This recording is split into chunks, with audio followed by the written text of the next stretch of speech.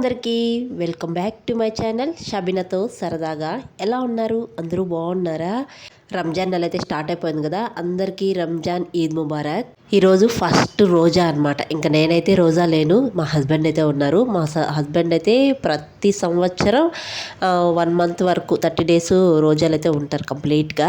ఇంకా మా హస్బెండ్ రోజా ఉన్నారు కాబట్టి కంప్లీట్గా 4 గంటలకే వంట అయితే అయిపోయింది. ఇంకా టిఫిన్ అయితే దోశ వేశాను, మా పిల్లలు తినేసి వెళ్ళిపోయారనమాట.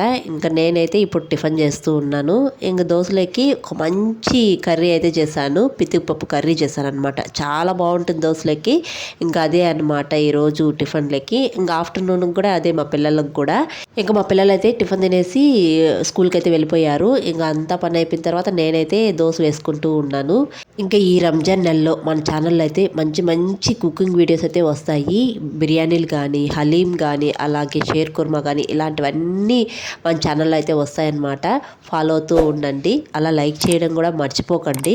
ఇంకా నేనైతే టిఫిన్ వేసుకునేసాను. నాకు పితిపప్పు కర్రీ అంటే చాలా ఇష్టం, దోశలకి చాలా ఇష్టంగా తింటాను. ఎంతమంది మీలో పితిపప్పు కర్రీ అంటే ఇష్టపడే వాళ్ళు ఉన్నారో తప్పకుండా కామెంట్ చేయండి. ఇంక ఈరోజు అయితే నేను ఉసిరికాయలతో 2 రెసిపీస్ అయితే చూపిస్తాను. ఒకటైతే ఉసిరికాయల నిలవ పచ్చడి, ఇంకొకటైతే ఉసిరికాయ చారు అయితే చూపిస్తాను. రంజాన్ నెలలో ఉపవాసం ఉంటాం కదా, పెరుగన్నంలోకి ఉసిరికాయ నిలవ పచ్చడి చాలా బాగుంటుంది, అందుకే చేసేస్తున్నాను. ముందుగా అయితే ఉసిరికాయలని ముందుగా బాగా కడుక్కునేసి 2 గంటల సేపు ఎండలో కానీ లేకపోతే ఫ్యాన్ కింద కానీ ఆరబెట్టుకునేయాలి. నేను కంప్లీట్గా ఒక రోజంతా ఆరబెట్టేసాను ఫ్యాన్ కింద. ఇప్పుడు ఆరిపోయిన తర్వాత వీటిని ఇలా ఘాట్లు పెట్టుకునేసేయాలి, వీడియోలో చూపిస్తున్న విధంగా.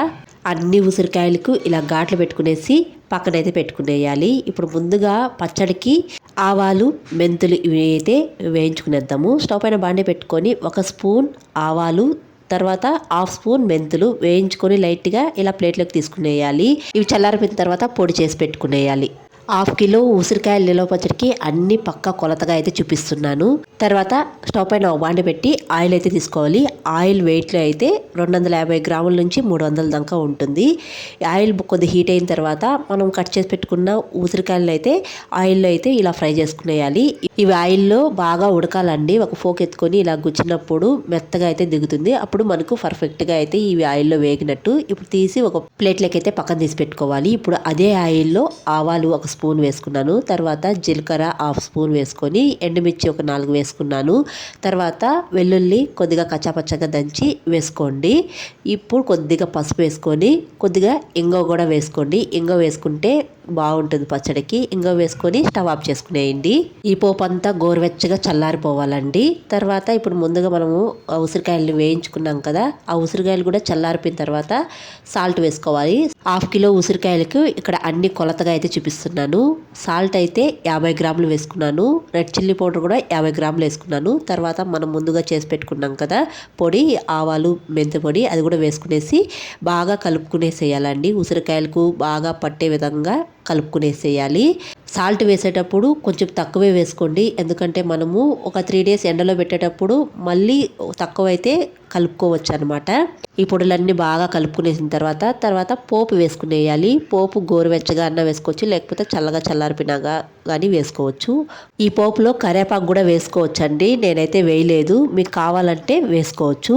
ఇలా మొత్తం బాగా కలుపుకునేసేయాలండి. ఈ ఉసిరికాయ నిలవ పచ్చళ్ళు అయితే చింతపండు గుజ్జైనా వేసుకోవచ్చు అండి. చింతపండు వేడి నీళ్ళలో నానబెట్టి మిక్సీ పట్టించుకొని పోపులోనే వేయించుకొని ఈ ఉసిరికాయల్లో అయితే కలుపుకోవచ్చు అనమాట. నేనైతే నిమ్మరసం వేస్తున్నానండి. 4 పెద్ద సైజు నిమ్మకాయలు తీసుకొని రసం తీసి వేసుకుంటున్నాను.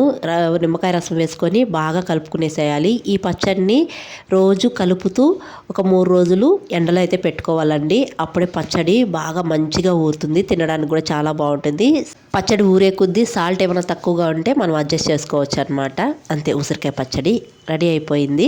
ఉసిరికాయ పచ్చడి అయితే చూసేస్తారు కదా. ఇంకా ఉసిరికాయలను క్లీన్ చేసుకునేటప్పుడే ఒక 4 ఉసిరికాయలని పక్కన తీసి పెట్టుకున్నాను ఉసిరికాయ చారు చేసేయడానికి.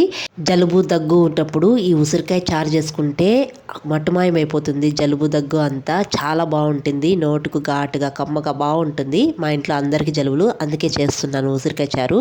ముందుగా అయితే 2 స్పూన్స్ మిరియాలు, 1 స్పూన్ జీలకర్ర, 1 వెల్లుల్లి వేసి బాగా ఇలా కచ్చాపచ్చాగా దంచుకొని పక్కన పెట్టుకోవాలి. కందిపప్పు బాగా ఇలా ఉడికించి ఇది కూడా మ్యాష్ చేసి పక్కన పెట్టుకోవాలన్నమాట.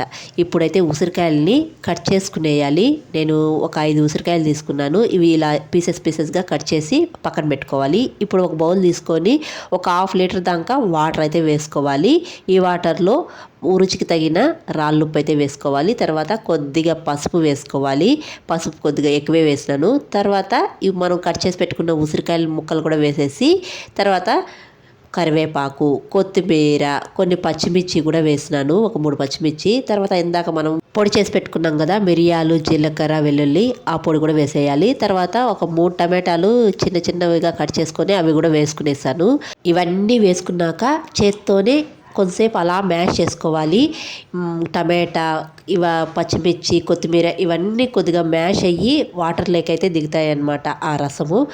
ఇలా మ్యాష్ చేసుకొని స్టవ్ మీద బాగా ఉడికించుకునేయాలి. నేను ఈ ఉసిరికాయ చారులోకి సైడ్ డిష్గా చికెన్ కబాబ్ అయితే చేస్తూ ఉన్నాను. ఎయిర్ ఫ్రైలో పెట్టేస్తాను, తొందరగా అయిపోతుంది. ఇటు రసము అయిపోతుంది, అటు చికెనే అయిపోతుంది. ఈ మధ్య ఎయిర్ ఫ్రై ఎక్కువగా వాడుతున్నాను చికెన్కి.